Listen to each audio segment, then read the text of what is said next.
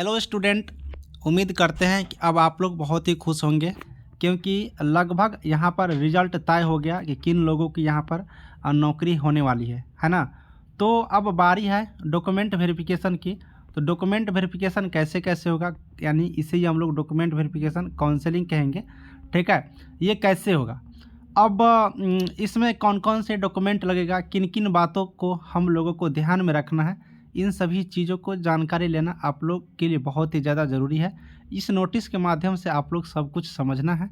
चलिए, अगर आप लोग समझ ली हो पढ़ करके नोटिस अपने से तो बहुत बढ़िया। अगर आप लोग नहीं पढ़े हैं तो एक बार इस वीडियो को अंत तक देखिएगा। हाँ, जो स्टूडेंट समझ लिए हैं फिर भी इस वीडियो को अंत तक देख लीजिएगा। क्या होगा, 10 मिनट 15 मिनट टाइम लगेगा वही ना, लेकिन हो सके कि कुछ चीज़ छूट गया होगा और मेरे द्वारा आप लोग समझ जाओगे तो आपके लाइफ के लिए बेहतर होगा। क्योंकि डॉक्यूमेंट वेरिफिकेशन एक ऐसा चरण होता है, एक ऐसा यहाँ पर स्टेप होता है जिस स्टेप में थोड़ा सा भी गड़बड़ी आपको दिक्कत पहुँचा सकते हैं। इसलिए मैं चाहता हूँ कि आप लोग सावधानी से कीजिए और बढ़िया से आप लोग नौकरी लीजिए। ठीक है, चलिए एक एक पॉइंट हम आपको समझाने का वादा किया था पिछले वीडियो में, मैं एक एक पॉइंट आपको समझा देता हूँ। चलिए, इम्पोर्टेंट पॉइंट इसमें करेंगे। एएनएम पोस्ट के लिए है, इतना तो सब लोग जानते हैं। विज्ञापन संख्या 7/2022 ये भी जानते हैं। और जिन कैंडिडेटों का परीक्षा 5/1/2024 है ना, यानी कि 5 से लेकर के 12 जनवरी के बीच हुआ था, तो इन सभी कैंडिडेट जो परीक्षा दिए थे उसका परीक्षा अंक वेबसाइट पर डाल दिया गया। जो कि परीक्षा का अंक यानी कि स्कोर कार्ड आप लोग देख लिए होंगे, जो कि आप लोग कह रहे थे कि सर फेक है, आप गलत न्यूज़ फैला दिए। लेकिन हम आपको पहले बता दिए थे कि भाई ये फेक नहीं है, वेबसाइट पर आएगा, थोड़ा विलम्ब से आएगा। देखिए आ गया ना वेबसाइट पर, तो वही चीज़ है। जानकारी रहता है तो हम अपडेट देते हैं, नहीं रहता है तो नहीं देते हैं। अपने मन से क्यों देंगे भाई जानकारी, है ना। तो ये चीज़ था, आखिर तक शाम तक में आ ही गया वेबसाइट पे। तो स्कोर कार्ड भी आपने देख लिया, जिससे आप लोग लॉगिन करके देखने के लिए कहा गया था, आपने देख लिया। अब यहाँ पर जो स्कोर कार्ड दिया गया उसमें दो चीज़ किया गया है। दो चीज़ क्या किया गया है, एक किया है योग्य, एक में योग्य है और दूसरा अयोग्य है। यानी कि इंग्लिश में लिखा है क्वालिफाइड और डिसक्वालीफाइड। तो जो कैंडिडेट क्वालिफाई है, यानी कि जो योग्य कैंडिडेट है, क्वालिफाई है, उसी कैंडिडेटों को काउंसलिंग में बुलाया गया है। ये चीज़ हो गया। तो यहाँ पर आप लोग कह रहा है कि नोट एक में क्या कह रहा है कि जो विज्ञापन में संशोधन किया गया था लिखित परीक्षा, उसमें न्यूनतम अंक तय किया गया था। न्यूनतम अंक से जो कैंडिडेट नीचे हैं उससे अयोग्य यानी कि नोट क्वालिफाइड किया गया है, अयोग्य किया गया है यानी कि नोट क्वालिफाइड कर दिया गया। डिसक्वालीफाई कह सकते हैं, नोट क्वालिफाइड कह सकते हैं। जिसमें न्यूनतम अंक 32 आप लोग पिछले नोटिस के माध्यम से आपने देखे थे, इतना विभाग के द्वारा रखा गया था। अब इससे नीचे जो भी स्टूडेंट अंक लाए हैं उससे नोट क्वालिफाइड की श्रेणी में रखा गया। अब यहाँ पर जो क्वालिफाइड है उन्हीं को बुलाया गया।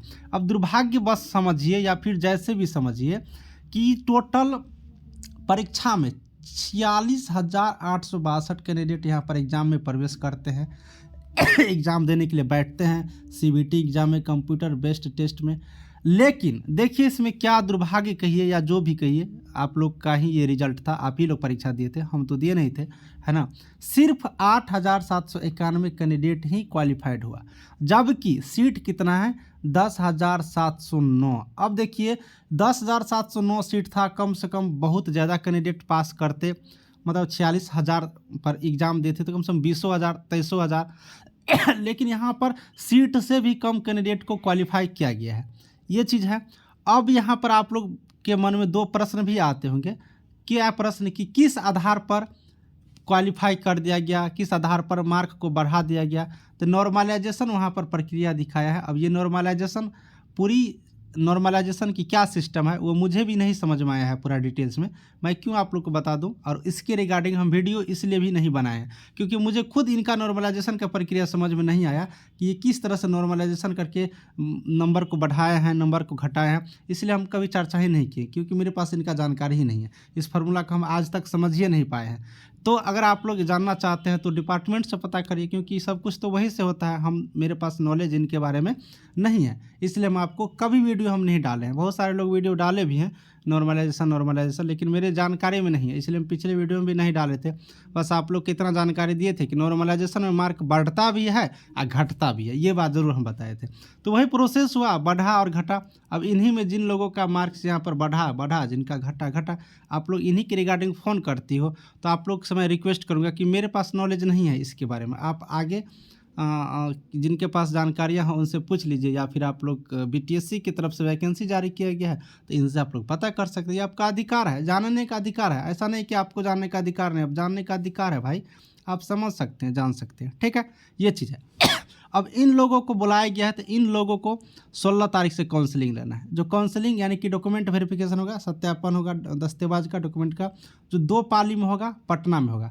अब ये पटना में कहाँ पर होगा, यानी कि स्थान कहाँ है, किस तारीख में किनको जाना है, किस पाली में किसको जाना है, ये चीज़ के लिए सूचना आपको अलग से प्रकाशित किया जाएगा वेबसाइट पर। तो वेबसाइट आप लोग बीटीएससी सर्च करिएगा तो आपको मिल जाएंगे, है ना। तो इस वेबसाइट पर आपको अलग से मिल जाएगा। उम्मीद करिए कि कल से परसों तक हो ही जाएगा, क्योंकि आज 12 है, फिर आपको 13, 14, 15, 16 4 दिन बचा है, 16 से होना ही है।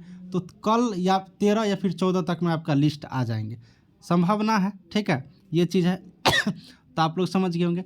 अब जब आइएगा तो डॉक्यूमेंट लेकर आना है, क्योंकि डॉक्यूमेंट का वेरिफिकेशन होगा तो 2 सेट फोटो कॉपी करना है। क्या करना है, फोटो कॉपी करा लेना है। 6 प्रति कर है कि 2 सेट सभी डॉक्यूमेंट का 2-2 फोटो कॉपी कराने के लिए बोल रहा है।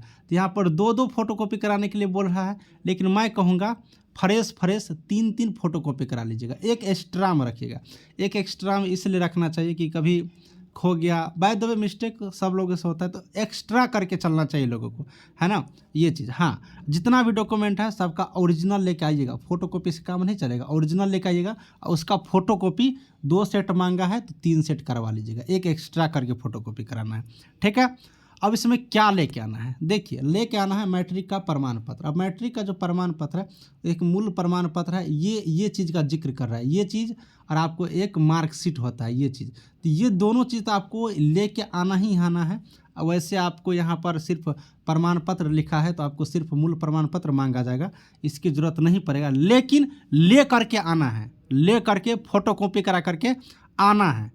चूँकि अगर मांग दे तो घर से लाने के लिए नहीं ना जाओगी, इसलिए बैग में, फाइल में जो भी हो लेके आना है, इतना तो आप लोग समझ ही रही होगी, ठीक है। तो मैट्रिक का डॉक्यूमेंट ले लेंगे। अब देखिए यहाँ पर निवास प्रमाण पत्र कह रहा है, तो निवास प्रमाण पत्र मतलब आवासीय रेसिडेंशियल सर्टिफिकेट, तो आपने ऑनलाइन करने टाइम में जो दिया था वही लेकर के आना। अगर जो स्टूडेंट न्यू बनाए हो तो न्यू भी लेके आना, लेकिन साइड में रखे रहना, आपको लेगा वही वाला जो आपने ऑनलाइन करने टाइम में दिया था। इसमें जिक्र किया गया है, आप लोग देख लीजिएगा। फोटो युक्त पहचान पत्र कहने का मतलब हो गया कि आधार कार्ड आप लोग कम से कम ले लीजिएगा। और जिन प्यारे सिस्टर के पास पेन कार्ड हो तो वो पेन कार्ड भी लेके आना, आधार कार्ड भी ले लेना, पेन कार्ड भी ले लेना। आधार कार्ड की ज़रूरत पड़ेगा लेकिन पेन कार्ड ले लेना, ये नहीं तो वो तो काम चलिए जाएगा, है ना। तो एक्स्ट्रा कर के डॉक्यूमेंट है तो लेके आना है, ये नहीं कि हाँ जो लिखे हैं उतना ही लेके, नहीं, जो डॉक्यूमेंट है ना लेके आना है। अब देखिए शैक्षणिक में कह रहा है कि एएनएम उत्तीर्णता प्रमाण पत्र यानी कि औपबंधिक प्रमाण पत्र, तो जो आप एएनएम का जो आपका सर्टिफिकेट है वो लेके आ जाना है। एएनएम के सभी उत्तीर्ण विषय से अंक पत्र यानी कि एएनएम का 2 साल का होता है ना, फर्स्ट ईयर सेकंड ईयर का मार्कशीट लेके आ जाना है। रजिस्ट्रेशन कार्ड लेके आ जाना है, जिसका जिक्र यहाँ पर लिखा हुआ है, बिहार परिचारिका यानी कि बीएनआरसी से आपका रजिस्ट्रेशन होना चाहिए। बीएनआरसी से नहीं होगा तो आपका मान्य नहीं होगा, मैं बता देता हूँ। तो बीएनआरसी वाला रजिस्ट्रेशन सर्टिफिकेट लेकर के आ जाना है। अब जो कैंडिडेट एससी एसटी है या फिर क्रीमिलेयर के अंतर्गत आते हैं, ईडब्ल्यूएस जो भी हो, वो अपना जाति प्रमाण पत्र क्रीमिलेयर जो आप लोग बनाए हो वो लेके आना है। ऑनलाइन करने टाइम में जो दिए थे वही लेगा। इसमें लिखा है 15/9 से लेकर के 15/9/2022 में जो आवेदन आप लोग किए थे इसके बीच में, तो इन वाले बीच के आप लोग को लेके आना है, ठीक है। दिव्यांग प्रमाण पत्र भी मतलब उसी डेट वाला जो ऑनलाइन किए थे वही वाला लेकर के आप लोग को आना है। ऑनलाइन जो फॉर्म आपने अप्लाई किया था उसका प्रिंट आउट लेके ज़रूर आना है, और अपलोड किया गया फ़ोटो, जो आपने फ़ोटो अपलोड किया था वही 5 फ़ोटो लेके आना है। कितना फ़ोटो लेके आना है? 5। देखिए याद रखिएगा इस पॉइंट को, जो लोग अब ऑनलाइन फॉर्म भरने टाइम में फ़ोटो अपलोड किया था उसी का 5 फ़ोटो लेके आना है। कोई दूसरा फ़ोटो लेके नहीं आइएगा तो अपने पर्स में, बैग में रखे रहिएगा, कोई दिक्कत नहीं है, लेकिन वही फ़ोटो। अब आप लोग जिनके पास ये फ़ोटो नहीं होगा तो मैं आपको एक तरीका बता देता हूँ। आप पीडीएफ अगर रखे होंगे ना, पीडीएफ रखे होंगे फॉर्म का, तो उस पर तो फ़ोटो होगा ही, तो उससे भी फ़ोटो आप लोग बढ़िया से निकलवा लीजिएगा। लेकिन वही फ़ोटो का है ऑनलाइन फॉर्म में अपलोड किया गया फ़ोटो की 5 प्रति, तो 5 प्रति का रहा है तो आप 5 नहीं लेकर के 6-7 ले लीजिएगा, 1-2 एक्स्ट्रा करके ले लीजिएगा। क्या जा रहा है, पैसा तो उतने लेगा निकालने वाला, 7-8 को बना लीजिएगा, है ना। तो ये चीज़ तो मैं बता दिया हूँ, जिनके पास पीडीएफ होगा तो उस पीडीएफ पे से निकाल लेना। अगर आपके पास फ़ोटो नहीं है तो अगर फ़ोटो है तो उसी फ़ोटो को बना लेना। तो ये सारी चीज़ है, ये डॉक्यूमेंट लेके आना है, टाइम पे पहुंच जाना है जिस दिन आप लोग को बताया जाएगा ये सब कुछ। ठीक है, आप लोग के लिए जो इम्पोर्टेंट पॉइंट था वो मैं सब कुछ बता दिया हूँ। हाँ, आपको मैं बता दूँ, आप लोग समय पे आना, समय पे नहीं आओगे तो आपको दिक्कत करेंगे डिपार्टमेंट। ठीक है, और सभी बातों को समझ गए होंगे। एक बार मैं पुनः कहता हूँ कि इस नोटिस को आप लोग लगातार 2 बार, 3 बार, 4 बार, 5 बार, 10 बार, 20 बार पढ़ लेना, क्योंकि इसी नोटिस में आपके काउंसलिंग के रिगार्डिंग, डॉक्यूमेंट वेरिफिकेशन के रिगार्डिंग हर एक पॉइंट इसमें लिखा गया है। जैसे कि मुझे जानकारी था, आपको मैं बहुत कुछ क्लियर कर दिया हूँ, और भी पढ़ लेना, खुद से भी क्लियर होगा। ठीक है, जो भी कुछ होगा डाउट वगैरह कमेंट करिएगा, फ़ोन खाली नहीं करिएगा, फ़ोन सब बड़े तबाह हो गए हैं, इतना फ़ोन करते हैं आप लोग, हम कैसे रिसीव करेंगे भाई, अकेला हूँ और आप लोग इतने लोग हो, एक दिन में 200 फ़ोन आएगा तो हम क्या करेंगे, अपना भी लाइफ है ना, यूट्यूब पे तो डिपेंड है नहीं, है ना। चलिए ठीक है, सब लोग अच्छे से जाइएगा, जिन लोगों का रिजल्ट हो गया कंग्रेचुलेसन, जिनका रिजल्ट नहीं हुआ घबराने की ज़रूरत नहीं है, पुनः वैकेंसी आएगा, वैकेंसी जैसे ही नॉलेज में आएगा, वैकेंसी कब तक आ रहे हैं मैं आपको बताऊंगा। और इन लोगों को जिस तरह से मैंने तैयारी करवाया हूँ, तो समय तो नहीं है इस बार न्यू बैच खोलने का, इसलिए मैं बैच का अनाउंसमेंट नहीं कर रहा हूँ, टाइम ही नहीं है। अब जैसे नया बैच खोलेंगे तो आपको मैं बता दूंगा, ठीक है, लेकिन उम्मीद कम है कि मैं बैच इस बार खोलने वाला हूँ, क्योंकि समय का बहुत ही ज़्यादा दिक्कत है। ठीक है, इसलिए चलिए, सभी को धन्यवाद।